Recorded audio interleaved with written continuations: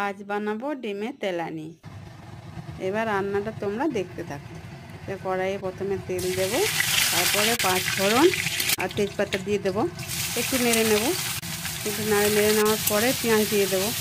তো পেঁয়াজটা ভাজা ভাজা করে নেব। এদিকে পেঁয়াজটা ভাজা হতে থাক, ততক্ষণে আদা রসুন কাঁচা লঙ্কা একটা পেস্ট বানিয়ে নিই।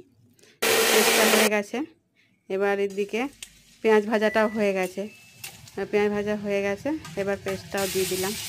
পেস্টটা দিয়ে একটু সামান্য জল দিয়ে একটু নেড়ে নিলাম। তারপরে হলুদ গুঁড়ো, গোলমরিচ গুঁড়ো, পরিমাণ মতো লবণ দিয়ে এবার ভালো করে মশলাটাকে কষিয়ে নেব, ততক্ষণ না মশলা থেকে তেল ছাড়ছে। এবার দেখো মশলা থেকে তেল ছেড়ে দিয়েছে। এবার আমরা পরিমাণ মতো জল দিয়ে দেব। জল দিয়ে ঢাকা দিয়ে দিলাম।